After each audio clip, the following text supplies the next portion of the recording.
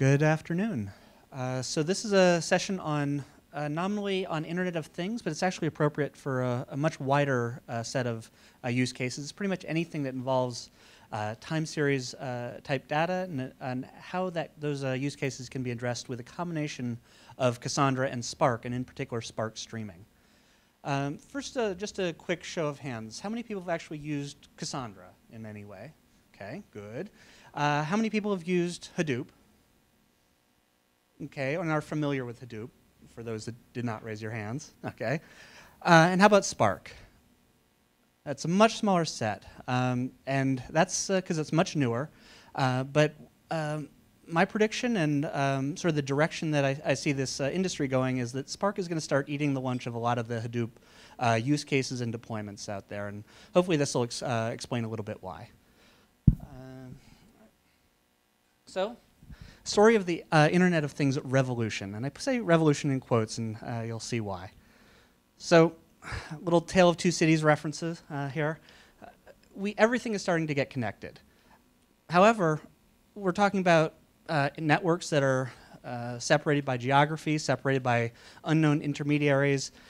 Everything will fail at some point. So any solution that you devise for a project that needs to be high availability needs to be robust against interruptions in service. That's really where Cassandra shines.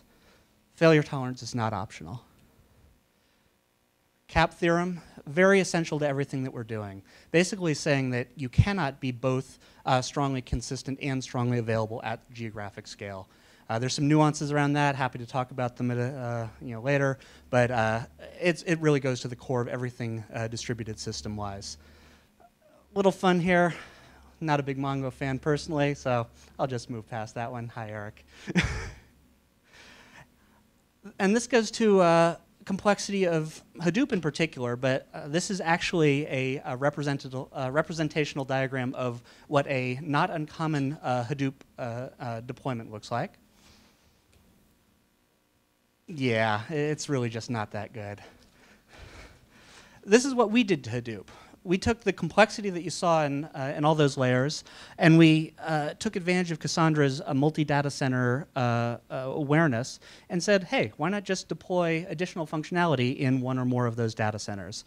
So with much less configuration than you'd ever have to do with a traditional Hadoop, with much less deployment, you basically install DataStax Enterprise on top of, which includes Cassandra, and just turn on the Hadoop flag, start them up, and now you have a set of Hadoop instances in order to do your batch analytics, deep data mining over that data.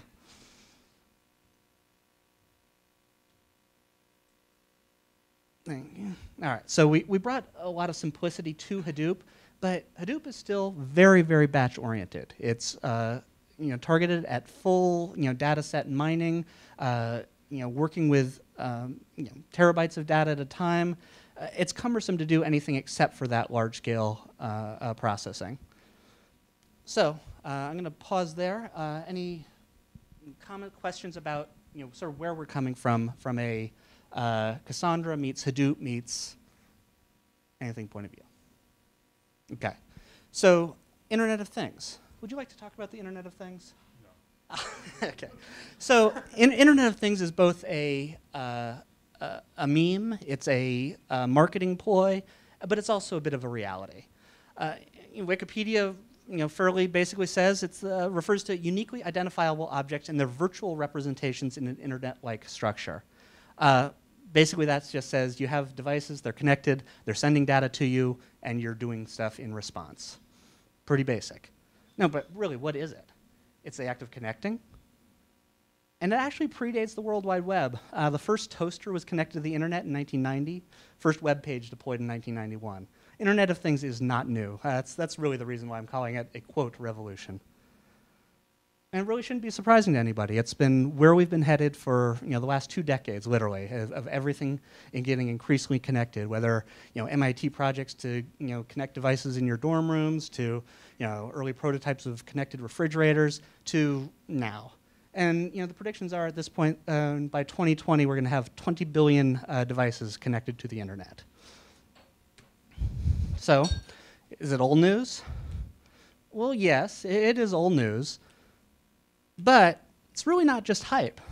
We've got many successful commercial products right now that are in this space: fitness trackers, home security and automation, cars, industrial equipment, medical devices, sensors. Well, pretty much everything is getting connected to the internet. So is it just hype? No, it's really not. So now I'm going to turn it over to you, Al. Talk about what is Cassandra? Just first, though. So the big difference, and the reason why I believe that IoT is becoming a real thing, is it's a problem of scale. If you talk to, I have friends who work for smart meter companies, right? If you see the newer meters on a lot of houses, they actually have a wireless transceiver in them, and a lot of them have IPv6 addresses. And the power companies are early adopters of IPv6 specifically because they couldn't get enough address range in IPv4 to do what they wanted. They wanted to use commodity IP, so they moved to that, and millions of homes wired up. This is a problem of scale in that how many samples do they want to take every second or every hour off of a meter? The more frequently you take samples, or the higher resolution of the data is, the more useful it is for things like trending, right? So now if a power company is looking at data across all of their meters, and they're doing analytics on that data, they can start to do things like predicting load spikes and start to do power grooming across the grid. So that's just one very real, already existing use of the same technology we're talking about. And so Cassandra comes into play because when you're gathering all these metrics, you got to have somewhere where you can put them in real time and be able to scale out that storage linearly as the number of devices grows, as your sample rate grows, as you change your product over time and add more data in. The more data you have, the more insights you get, the happier you can make your customers, right? This is where the cool stuff comes from. How scalable is Cassandra? Well, we have customers that from anywhere from one node, developing small applications on a single host, all the way up to many thousands of nodes. The biggest rings I think we've seen are 1,000 nodes, right around that range. Our goal is to hit 10,000 sometime this year, at least test it and make sure it works. So that's something that's our goal for DataStax, right? A little bit about availability? Yeah, so,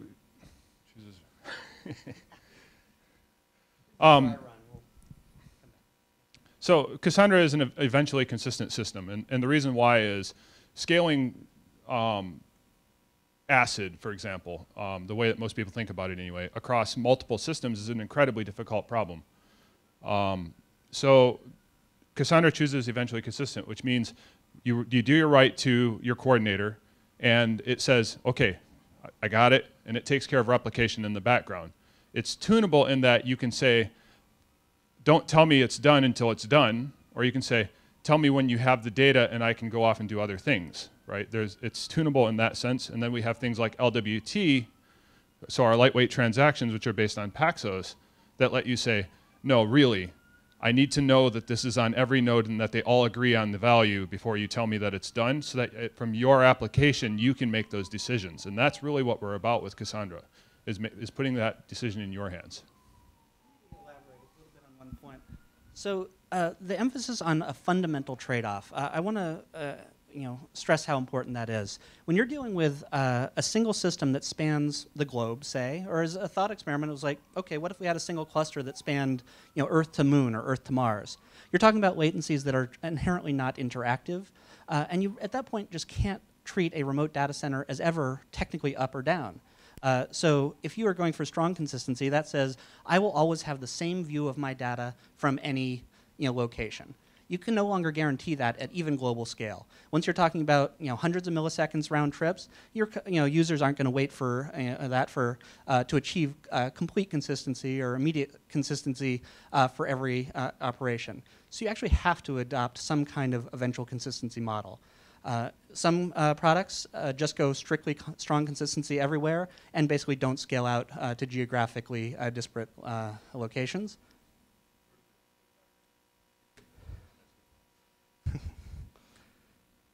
Hold on. I will. No, we're going to get back to that. All right. Thanks for derailing me, Al. One sec. Okay, so something like Mongo just really doesn't try to address that directly. They're master at one location only. Couchbase is another strongly consistent system locally, but they actually adopted eventual consistency for replication between clusters, which is their method of doing remote geography. So basically, if you're doing globally spanning or even widely geographically diverse locations for your applications, then you need some kind of eventual consistency model in order to achieve anything resembling usability and availability.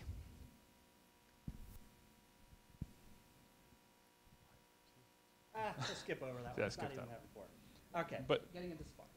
I'll just finish the Cassandra story, and that plays into Spark.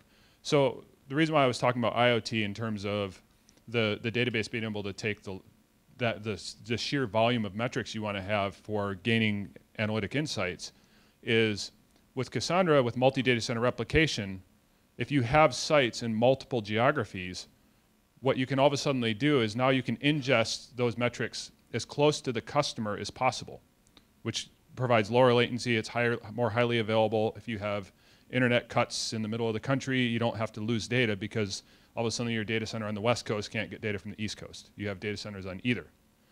And what that makes, Cassandra makes that possible through data center replication that is eventually consistent.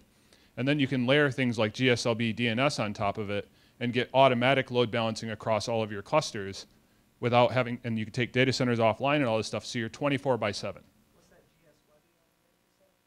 Does anybody know what GSLB is? Okay, so the internet runs on something called, I don't remember what the acronym means anymore. Global Service Load Balancing. I just think Anycast DNS. So it uses a trick, and the internet's built on something called BGP. And what BGP does is it lets you do, it manages all the routes across internet, and it manages all the failures, so that if a router fails somewhere between you and your destination, it will automatically take care of setting up new routes to route around it. And this is all automatic, and the whole internet works this way. And there's a trick you can play with DNS where you actually advertise the same address from multiple data centers. And then when you go to do that DNS query, so when you type www.datastax.com into your browser, it's going to send out a UDP packet. And if it goes to that address, it's going to go shortest hop to the local data center. This is how CDNs work, by the way, if you didn't know that. It goes to the closest data center. That DNS server replies with a local address, and then your TCP connection goes to that data center. You can do all this stuff on top of Cassandra, your application on top of Cassandra, so that you can have the same data in all your locations, whether it's ingest or egress, and have your application be highly available and spread across multiple geographies using this technology. So you can do things like take data centers offline, you can survive internet cuts, all these different things using technology that we've been using for years on the internet. So, I'll take a little bit of it. So Spark emerged out of actually both Berkeley and MIT as really an alternative to Hadoop, recognizing that some of the fundamental limitations of the MapReduce model of Hadoop were really holding it back, besides some very questionable architectural choices. But really, the initial driver was to address the limitations of a flow that is fundamentally two phases. You map over a very large set of data typically, then you reduce it within each region, and then merge data across those different splits. That is powerful, but it's not flexible. You can't do exploratory analytics that way very easily, or really at all in any kind of reasonable time frame. So the addition that Spark brought to that world is DAG, Directed Acyclic Graph. It basically means that you have a lot more control over how the execution of a batch process works. You can go, if you treat your data set as a graph, even if you're talking about relational tables, you're talking about traversing between portions of those tables. A directed acyclic graph approach says you can go from here and then maybe do a fan out to n number of locations from there within your data set, and then from each of those you can go back to the original location or back to some others and just keep doing additional processing, so you have a whole pipeline of tasks. Now MapReduce or Hadoop address this in some ways by allowing you to chain MapReduce jobs, but that's a pretty clumsy approach compared to actually encoding the entire directed approach to your data mining directly into your query. Also Spark it was designed to, as I said, address a number of the architectural challenges and limitations of Hadoop. Hadoop's sort of notorious for having single points of failure in terms of name nodes and various complexities in their deployments. And pretty much every additional API and system that's been layered on top of Hadoop has had a bunch of those same challenges as a result. Spark adopts much of the Hadoop ecosystem. It allows you to use things that you're familiar with, like HDFS as a file system. You can even talk to HBase as a database for it. You can use ports of Hive, for example, is now called Shark on top of Spark. Pig is now called Spork on top of Spark. Yes, but fundamental. Yeah, but those are also a bit limited in that they come from the MapReduce ecosystem and mindset. So while Spark has incorporated them and adopted them to some extent, in many cases there's either existing or upcoming replacements to them. Shark is going to get basically replaced with a better SQL implementation called Spark SQL. The Spork and the Pig approach is basically a functional programming approach, and it's actually really built into the native Scala query language of Spark itself, which we'll show just a hint of at the end of this.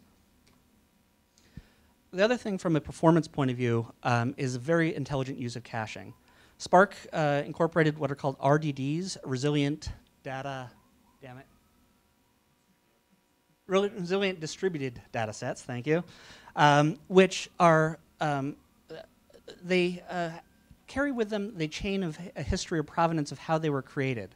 So if you actually have an RDD that is generated from a query, that can be cached, that can be stored and used later. But if some intermediate RDD is destroyed because, say, a node goes down, you can always rebuild it. So you have the ability to have caching, but not be tied to having a fully consistent cache that always has to be kept in sync and with every permutation and with every node that might be changing its state. And finally, Hadoop itself did a little bit with streaming, but streaming got maybe more popular with other products like Storm. A lot of people are doing that to pull data into Hadoop or Cassandra or many other systems. Spark incorporates streaming, and that's really what we're going to be doing a lot of talking about, into your batch execution platform to make it a first-class citizen with respect to processing your data. So, to my mind, Cassandra is chocolate, Spark is peanut butter. They go together really, really well. So putting this in context, for those of you who've worked with Cassandra before, how many times have you sat down, created a couple tables, and went, crap, now I got to join, right? You want to join, and you email me or the mailing list, and they say, oh, you have to put them in the same table, materialize it. I could reference a certain comic that's been going around big data circles, but I won't. Go have fun with yourself. This is kind of the answer a lot of times. What Spark does, and the reason why we're so excited about it is sitting on top of Cassandra, is we didn't want to get in the business of writing a distributed query planner and execution engine, and it's an incredibly complicated topic. The Spark guys have been at it for actually, what, 7 years now they've been working on it? Six? It's almost as old as Cassandra. And so they've already done all of this work, and it turns out it's a really good fit for Cassandra. So what Spark is giving us is the ability, that query execution engine, distributed, directed acyclic graph, which means you can just have a bunch of jobs that are connected, and it takes care of figuring out where to run them, when to run them, and what order to run them in, and it parallelizes them across nodes in a way that Hadoop never really did it very well. Hadoop was a simple first-generation system. It's kind of showing its age these days. Spark is the next generation where you have kind of this arbitrary graph of things to do.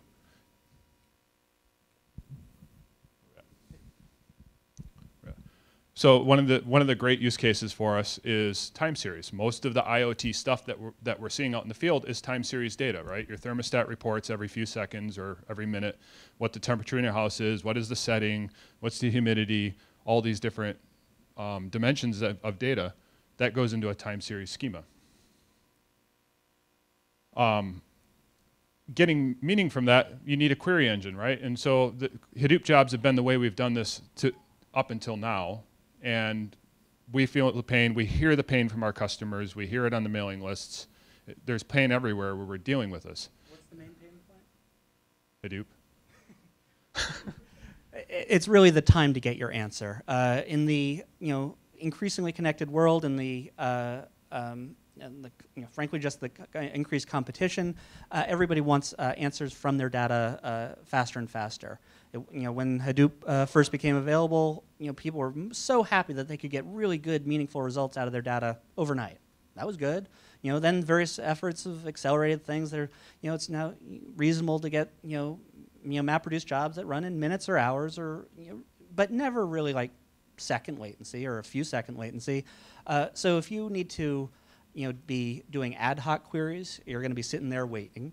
If you need to be able to take immediate action in response to an event, and that's where streaming comes in, then you're not going to be able to do that. It's the time lag that Hadoop introduces that really, really kills you. I don't want to report on data. Oh, yes, you do.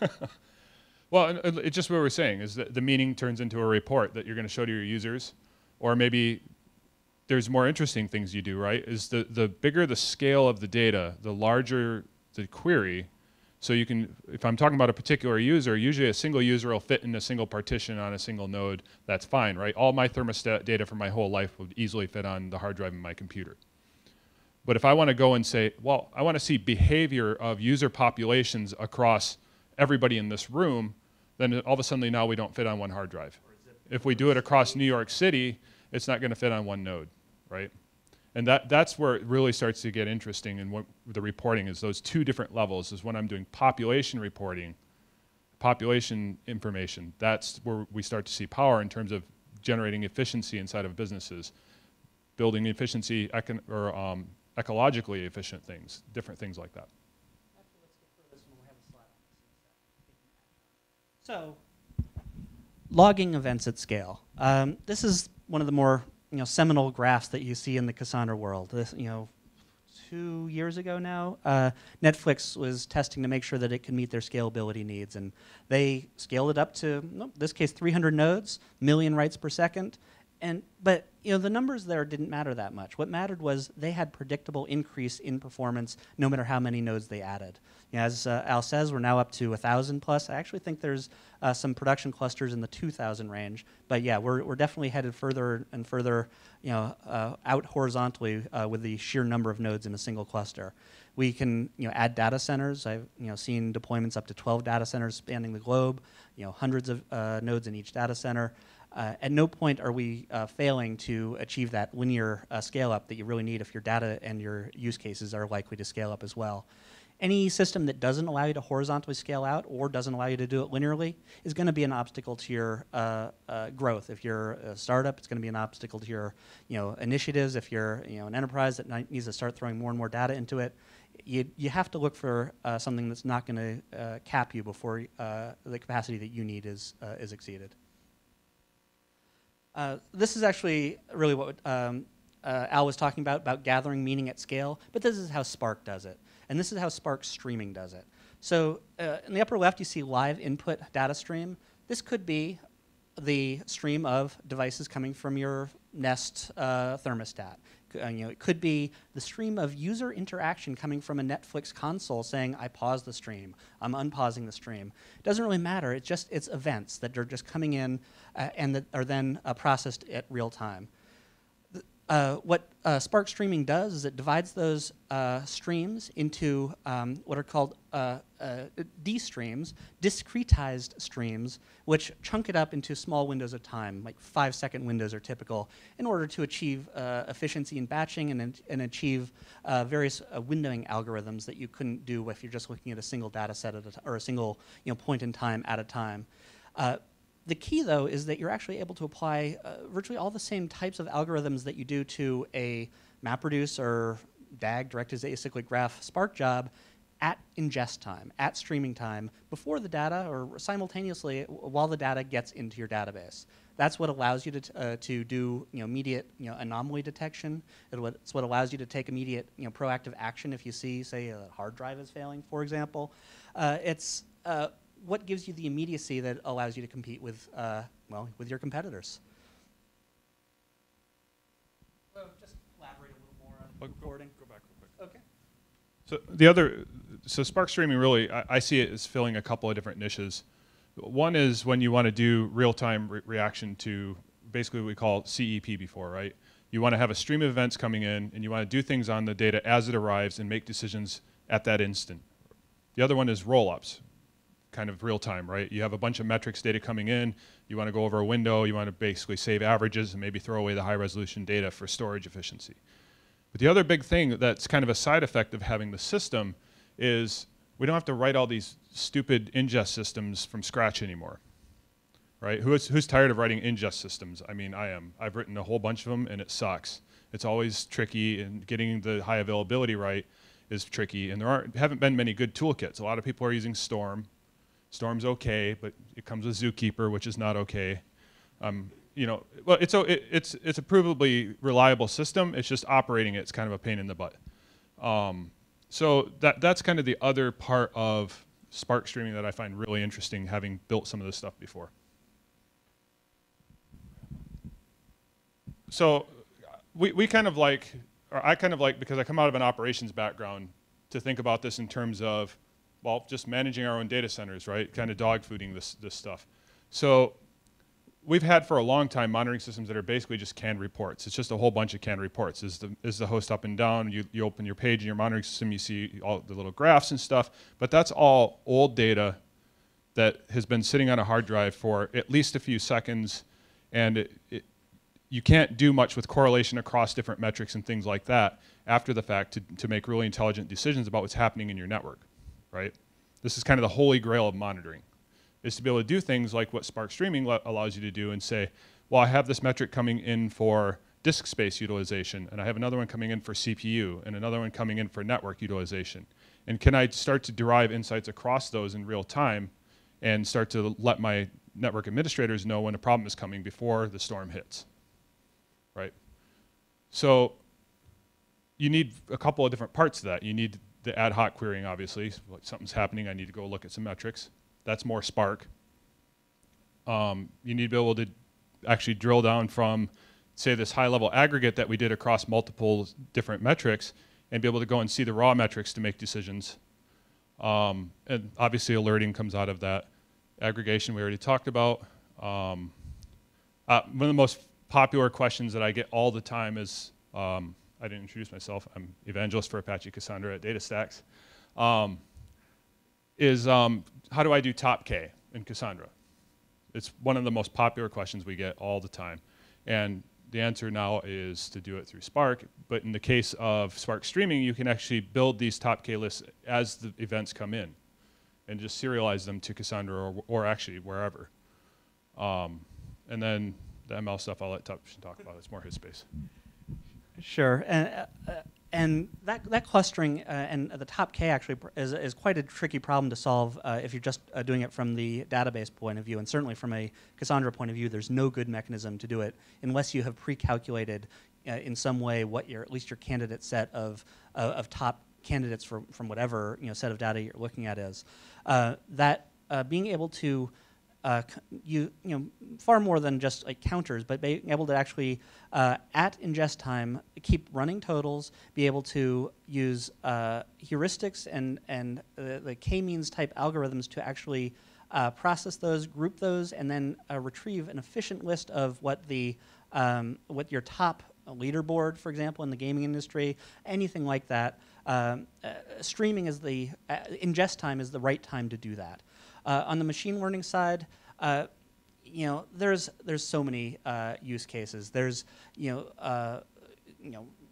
robots or cars now doing more with visual recognition and learning things about their environment. There's the actual just predictive analytics that is a big part of so much machine learning that allows you to detect when patterns that have previously led to failures are starting to occur before a failure ever comes in. So getting out in front of the events that you're looking for, so you're not just reacting to them quickly, which is better than you could do with Hadoop, but actually reacting to them before they ever happen in the case of predictive analytics is a really, really powerful capability that's starting to emerge through stream-based processing and enrichment. So taking action, I'm actually going to fast forward. Yeah. Okay. All right, so just a quick point here, take action at scale. Best practice with Cassandra has long been to have a bank of application servers co-located with your Cassandra data centers. And this is key to the high availability story. You want the, Hurricane Sandy wiped out, Outbrain, their New York data center. They kept going without any problems because they had full availability through multiple other data centers, and all they had to do was route their traffic around. If they had application server interdependencies between those data centers, huge problem. So basically the architecture and the topology here is the blue is Cassandra, the green is Spark, and if you add in your own application servers, it's another bank of machines co-located with each of those.